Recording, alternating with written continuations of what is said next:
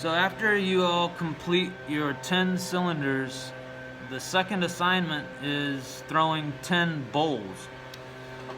The bowl should be made out of 2 or 2.5 pounds of clay.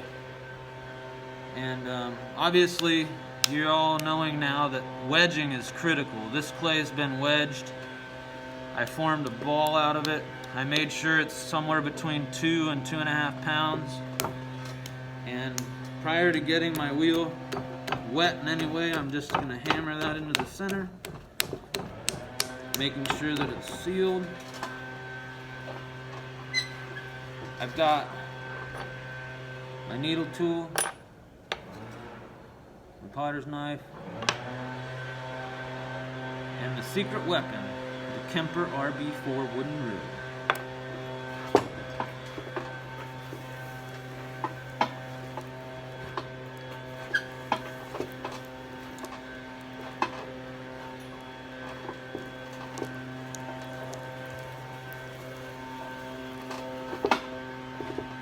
If you're still having a tough time centering, oftentimes it's right down at the base that's the most challenging part. Notice how easy it is to center everything up here, but that little thing down there, it's kind of making my finger pulse. Just peel that away, either with your finger or with your stick. And just make sure that the very bottom gets well centered.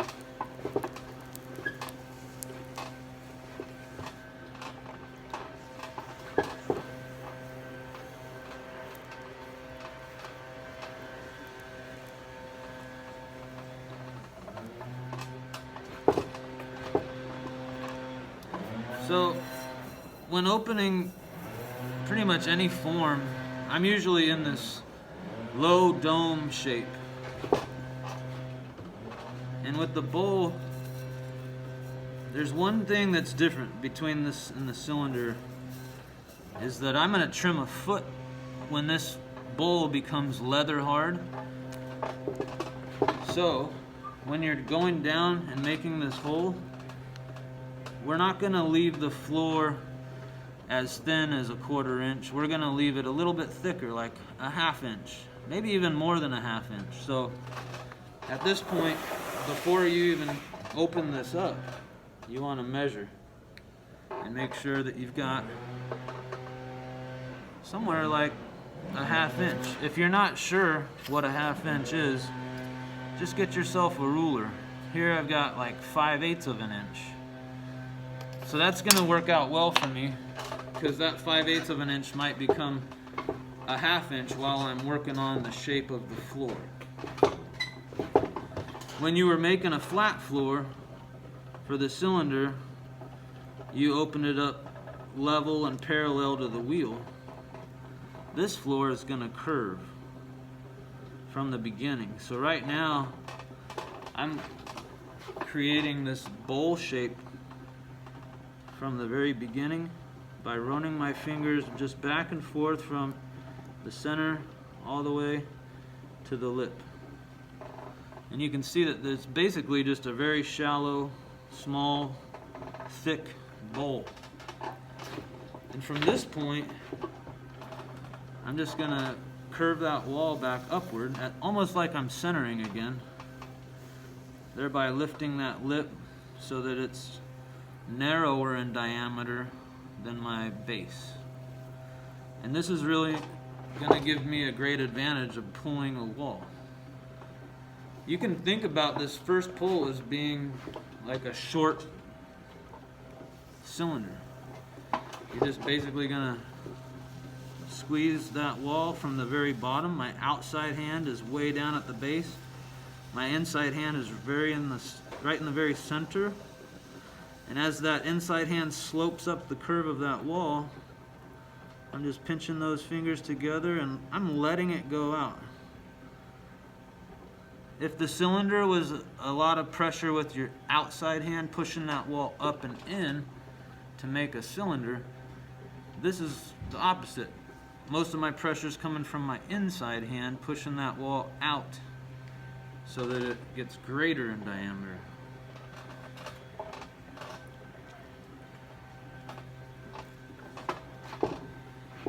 After each pull, make sure that you've got enough water and slip on the outside and the inside wall. And once you feel like it's all slippery, then go ahead and make your second pull. So I'm starting in the very center again with my left. I'm sloping up the outside, or I'm sloping up the inside of that wall, and my right hand is starting to follow along and pinch back. And I'm just pulling that wall upward and outward every time. It's getting slightly larger in diameter. And this is very thin right in here. So you have to be fingertips, you know?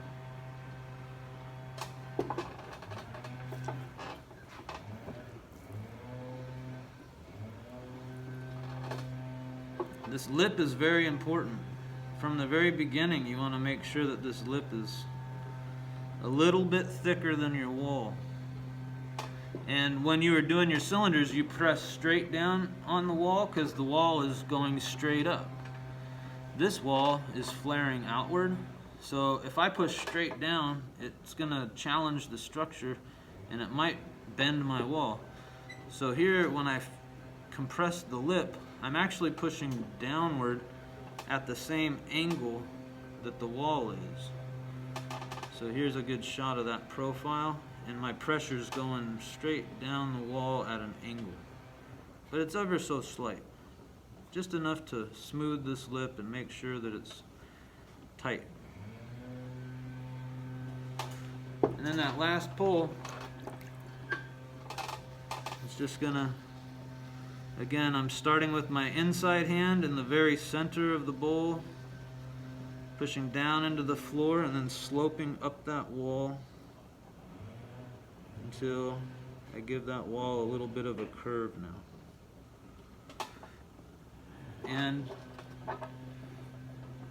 eventually I'm going to try and make the diameter of this bowl at least as wide as this stick is long. So notice it's a little bit inside of that length. And that's where this comes in. This rib has got a wonderful curve on it. This rib's going to make something like a saucer or a plate because this curve has got a more gentle radius on it. This is a more dramatic, tighter curve. And that tighter arc is going to allow me to make a variety of different curves in a bowl-like shape. So I'm removing any excess water from the inside. And I'm just, I'm going to prepare the outside right now so that I can lift it off the wheel. So I'm going to make this cut right here. And when I'm done, my fingers can get under.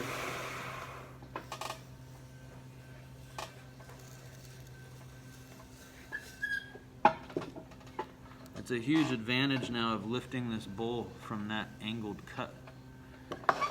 But before I lift it off the wheel, I want to make sure that I'm satisfied with this lip, you know.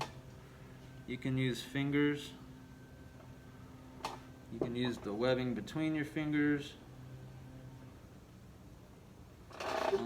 Some people even use like a strip of plastic.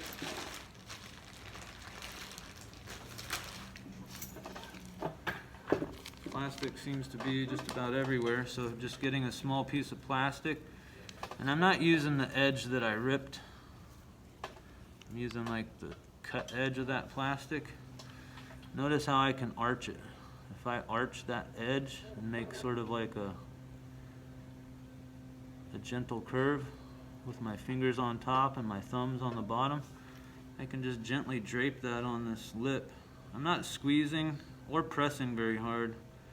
I'm just allowing that plastic edge to smooth the slip on the lip. It makes it a really nice clean finish. But the last move is with this rib. And I'm grabbing the rib with both hands. You can rest your elbows on your knees, or just at least get one elbow on a knee over here. And I'm starting on the top, so I'm just under my lip with this part of the curve, and I'm going to rotate this down into the bottom of the bowl. It's going to do a few things. It's going to stretch the bowl out to get a little bit wider. It's going to make a more uniform curve. I like to call it like a continuous curve that sort of starts at the lip and finishes at the floor. And it's going to also remove some of the slip as I do this. So you can see the lip expanding slightly. I'm getting down into the hip of that bowl. And now I'm increasing the pressure as I move into the floor.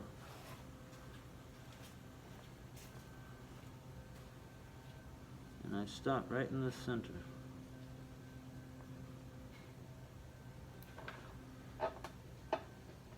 So usually with just one move, you can finish the inside of the bowl. You know, this is all the slip that was on this rib. The inside of that bowl is now pretty clean.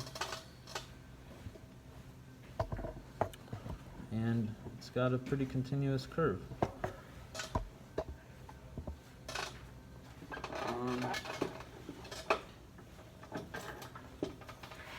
With the wire, you just cut that off one time. Because I made that cut down here, I can easily just get 2 fingers with each hand and lift without even disturbing the shape of that bowl. Notice I'm not touching the wall at all. The part that I am touching will get trimmed off later. So once I let that bowl become leather hard, I'm going to use these couple tools and trim a foot on the bowl. So there's a lot of extra clay that needs to be removed later. So later on, you know, we trim the foot and make it even wall thickness, continuous curve.